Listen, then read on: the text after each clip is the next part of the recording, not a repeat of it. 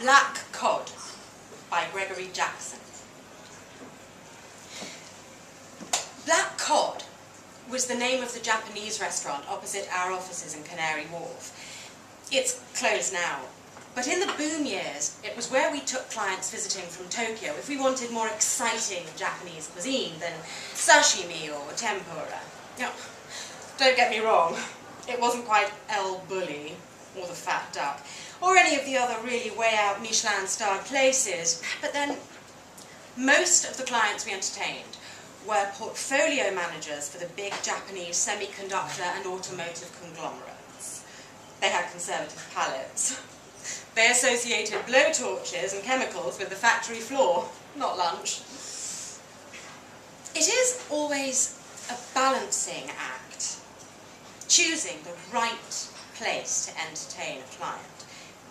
On the one hand, you want to show them the love, that they're the bee's knees, your Ichiban, your number one.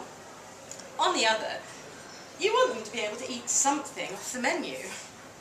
The menu at Black Cod had plenty of experimentation, which would let the clients know you were taking them somewhere special, but it also offered the staples. Personally, I loved the more tongue-in-cheek a la carte items. Things like black pudding tempura, the wasabi madeleines, or the sea urchin ice cream. But the clients weren't going to let you fuck around with their lunch any more than they would let you slip exotic derivatives into their investment portfolios. Black Cod was about as far as we could push it. Most of the time, dealing with clients based in Tokyo was straightforward. It was all done by email or over the phone. Darryl Ferris, my boss, the head of equity sales, took the view that for all the complexity of some of the products we were broking, we might as well be working in a butcher shop. It's simple, he used to say during the induction course for new members of the team. Clients call me. They say to me, "Mr. Darryl, which sausages are good today?" I say, "Mr. Mikamoto, let me have a look what I've got in the sausage department." I have a look and I sell them the good sausages. They put the good sausages in their portfolio and they can fuck off and play golf for the rest of the day. They're happy, we're happy, and everybody makes a lot of money. Darryl had started his working life as a porter down the road in the meat market at Smithfield and prided himself on the fact that he still hadn't scrubbed all the blood out from under his nails. It was only when things went wrong, when we advised clients on a product and they lost money, that it became more complicated. And if that happened with a Japanese client, well, they always wanted to have the discussion face to face. That was the other reason why Black Cod was such a good venue. It was high up, which nearly always gave difficult conversations a crucial sense of perspective. The long, curving windows encircled the restaurant like seaweed around a sushi roll. You might go into lunch expecting a rough ride, but a few bottles of sake and a good meal later, once everyone had clinked glasses and said "Kanpai" to the bird's eye view of the Thames snaking away towards Tower Bridge, and you'd emerge back on track. The client would fly back to Nakita as happy as a fat fucking Buddha, and you'd try your best not to repeat the mistake. The last time we went to Black Cod was August 2008, less than a month before Lehman Brothers collapsed. Our client, Mr. Noguchi, was a portfolio manager for a major trading house. He'd become concerned about the performance of some of the US residential mortgage-backed securities we'd brokered. Darryl thought they were good sausages. We all did. You only had to look at the stats.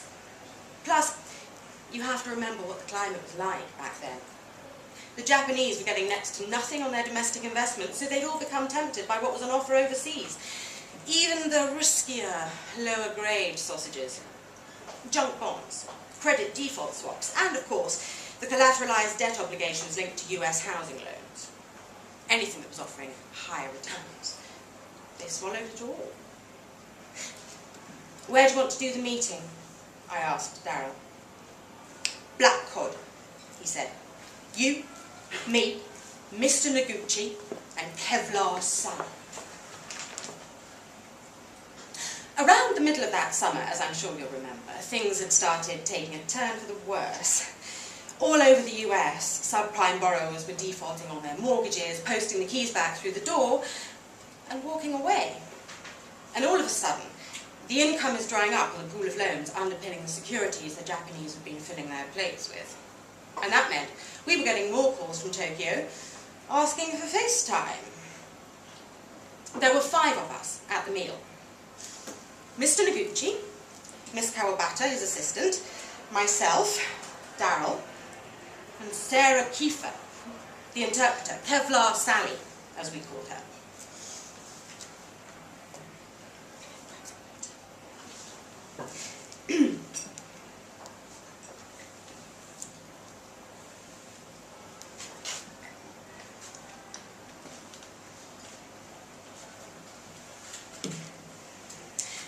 Kevlar was the most unassuming person you could imagine.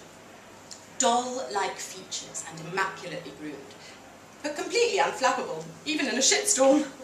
She had what Darryl liked to call COD eyes. A steely and unwavering 1,000-yard stare, eyes that said, I'm bulletproof. I've been at investor conferences where Kevlar has been interpreting. I've heard her deliver brutal put-downs from the floor in the clipped and neutral tones of an air stewardess demonstrating how the oxygen masks work. It's a bit like watching Hello Kitty beat the crap out of her opponent in a cage fight. Plus, Darryl had a thing for her. Mind you, he had a thing for Kate Adie, too. Mr. Noguchi has asked that I only translate his replies, she told us both at the start of the meal. His passive understanding of English is excellent, so you may address him directly when you respond to the matters he wishes to discuss. Right. Sure thing, Sally. We're in your capables, Darryl said. Noguchi was your typical in-house portfolio manager. Slightly heavy round the waist, with thinning hair and a light sheen of moisture across his forehead and nose, as if someone had just given him a glaze with the ombre solaire.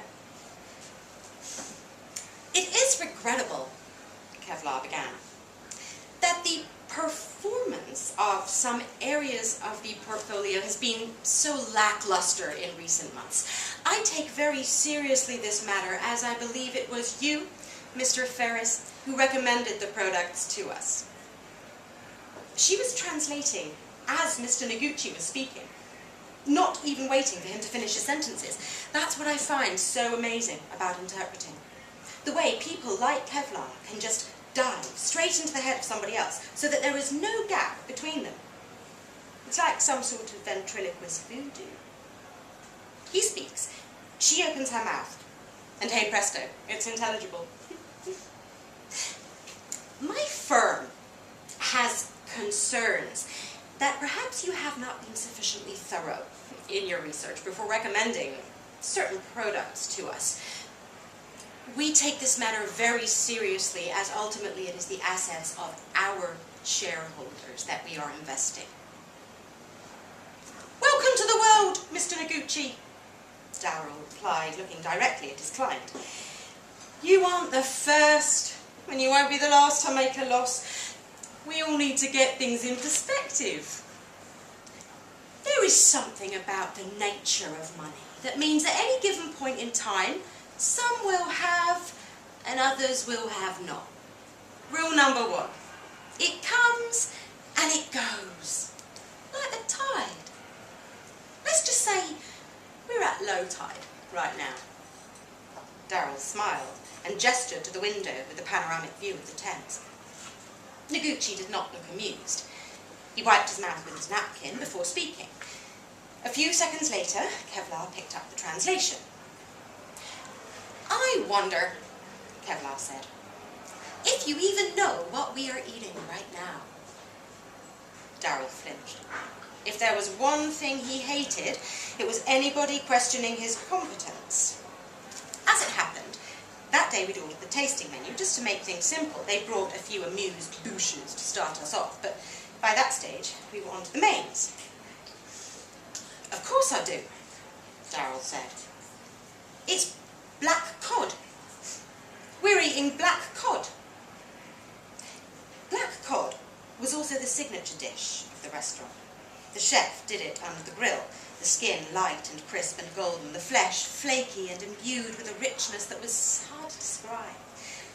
It sort of dissolved on your tongue and left you feeling all warm and satisfied. Back then I used to think of it as the taste of money. Mr. Noguchi said something else to Miss Kawabata under his breath, then spoke aloud so Kevlar could translate. And this black cod, maybe you would have me believe this is a species native to the seas around the United Kingdom. Darryl looked annoyed. Sure it is, he said. Black cod. It's like the black swan, Mr. Noguchi.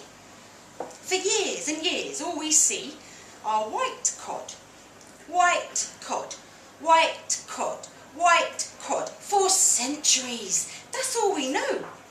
We decide there is no other colour of cod. Fishermen keep hauling the same catch, night after night, their nets full of the stuff. Endless albino fish stretching to infinity. They're longing to see some other hue. A hint of brown, maybe. A suggestion of magenta. But no, just more fucking white cod. And then, one dark and stormy night, this particular fisherman, he pulls in his net. And lo and behold, among all the white cod, there's a black fucker flapping on the deck. And after that, everything's different. It's a world with black cod in it. Kevlar waited until Noguchi had responded. But this is nothing more than white fish dipped in a soy marinade. It is the sauce which makes the flesh black, she said. It is not some mythical black fish, yet you would have me think I am eating something special. Darryl smiled. Caveat emptor, Mr. Noguchi. Buyer beware. You brought the products, you have your own due diligence, and we can't use promissory language. You know the way it works. Did you not think to investigate what was in them? Kevlar conferred with Noguchi. Did you not think to carry out your own checks before recommending them? Look, Mr. Noguchi, I'm just a salesman. I go to the market. If I like the look of something, if the numbers stack up, I'll sell it to you in good faith. I'm not going to start asking endless questions. He paused, and I could sense he was about to say something stupid. And at the end of the day, it's not my money. There was a silence from the other side of the table. Kevlar waited for Noguchi to respond. In my country, she said, the host is responsible for what he serves to his guest. He would never think to prepare food he did not understand. His guest is his responsibility, just as our money was yours. I sell sausages, said Darryl. If you don't like my sausages, go somewhere else. But what is in your sausages? Kevlar paused. Mr. Noguchi's speech had become more guttural. Sometimes the Japs do that. When the men speak amongst themselves, their speech loses all its politeness and becomes terser, harder. Lips and assholes, she said after a moment. Lips and assholes. That is what you serve me. Do you have no shame? Do you have no respect for other people's money? It might have gone on like that for a few more minutes, Noguchi expressing his indignation and Darryl batting it all away like a politician. But at that moment, something happened. There was a gasp from one of the waitresses in another part of the restaurant. In a few seconds, the whole room seemed to have lost its vague, happy buzz. Everything was harder edged all of a sudden. People were standing up from their tables and pointing towards the long picture window that ran along the north side, giving that incredible panorama of Canary Wharf. It was towards our office building that they were pointing. I stood up and went over to the window. Darryl had his phone in his hand and was angrily texting, probably letting his boss, Tony Edwards, know that Noguchi was pissed off. Noguchi and Miss Kawabata were unsure of what was happening in the restaurant. They looked like foreign tourists at a busy railway station. Kevlar was sitting at the table, implacable as ever, waiting for the next exchange between Noguchi and Darryl. When I looked out of the window, I could see what everyone else in the restaurant was so alarmed by. There was someone on the roof of our building. A man. An office worker in a suit and tie. Nothing out of the ordinary about that, except that he was there on the roof and not in his office. Everywhere beneath him you could see people in their fish bowls, going about their business, photocopying or sitting in meeting rooms around oval tables, and here he was, a fish, out of his fish bowl, on the roof. He was close to the edge too, and for a moment I tried to find a rational explanation to it all. I thought he might be someone from facilities management, inspecting something. Perhaps the winches that secured the window cleaning cradle, or the ventilation units with their circling fans. Darryl, come over. What's going on? He stood beside me. Fuck me. That muppet's going to jump. A few of the people closest to us in the restaurant turned and glared at Darryl when he said that, but there were plenty who were transfixed. They just kept on watching, noses pressed to the glass. It was something none of us had ever witnessed before. We didn't know what it meant. And then the guy did it. He stepped right to the edge of the building, put his toes together like a diver on the high dive board, and jumped. Sometimes, experience is the most wonderful thing. It leaves you feeling enriched and alive, a sort of tingling that travels to the ends of your limbs. And sometimes, like this, it can make you feel as though you've swallowed something really bad. Kevlar Sally came over to the window and stood behind us. Other people's money, eh, chaps, she said. I'll email you the invoice for today.